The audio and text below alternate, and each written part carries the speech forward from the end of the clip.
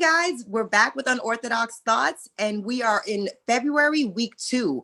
We are focusing on faith, and this week it's about how do I connect with God. We're following along in our totally unorthodox devotional planner. The link will be in the bio if you're interested in following along with us. But Dr. Lily, a lot of women are asking the same question these days, right? I hear God wants me. I understand I want this relationship with God. But how do I connect to God? Who is he? How do I get into his space? I don't know what to do. And we get that call a lot, right? What do we do trying to connect with God? So we're going to start off with reading off of Matthew 6:33. And it says, so above all, constantly chase after the realm of God's kingdom and the righteousness that proceeds from him. Then all of these less important things will be given to you abundantly. So I think the verse is very explicit in what it says. We connect with God by chasing after him. And we chase after him with meditating on his word, meditating, spending time in praise and worship and reading the Bible and praying. 4 things. So these 4 things are what allows us to connect with God. And it can be as simple as, Jesus, I need you right now. Or I'm about to enter into this boardroom and all these men are expecting me to fail and I need you to use me.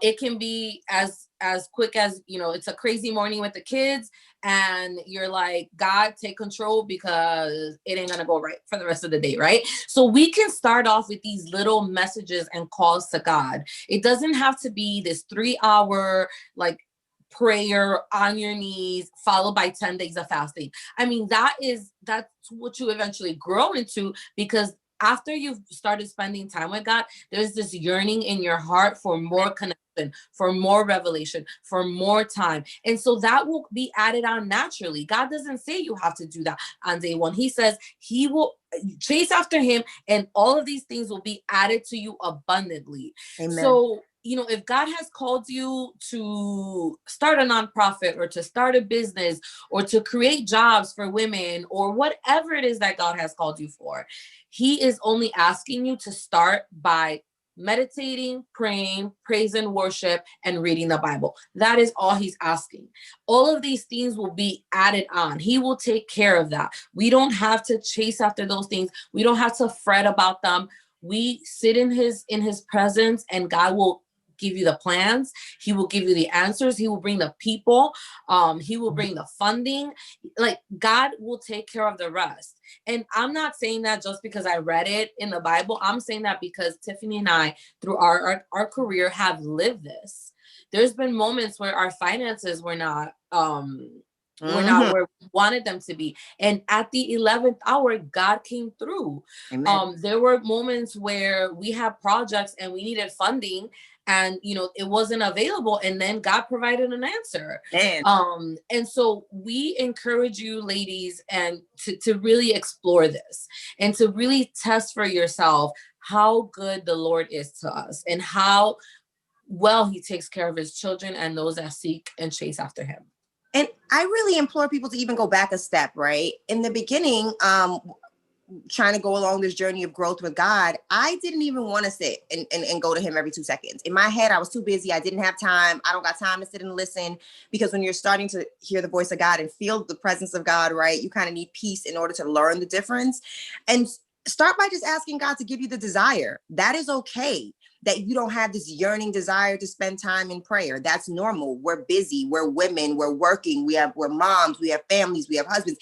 Life is real. It is okay to say to God, I'm sorry, that's not where my heart is right now, but I want you to be in charge of my heart. I want to be the vessel for you. Put those desires in my heart and make me want to spend time with you. It is okay to start right there at the ground level and allow him to build that in you. He's looking for our willingness, right? And I think my God is a God of intentions. And if we show him that we're willing, he will make those desires of your heart, and you will start to see all of these relationships grow and bloom and kind of solidify themselves. This week, we talk about, goal setting and how do we choose an activity to commit to for the next month to draw closer to God. I want us to choose a really, really specific commitment. Every day, at least 10 minutes a day, I'm going to worship, or I'm going to read a Bible verse from an app every single day. Whatever it is, we challenge you guys. We have our own separate challenges within our own homes, but we challenge you guys to determine what do you want to do this month for the month of February, and really look at how to strengthen that relationship with God. Are you going to go to him more? Are you going to read more books about it? Are you going to spend more time in the Bible, in devotions, in giving back, in volunteering? What are you doing to strengthen your time with God and that connection? Because that's where our purpose is really birthed.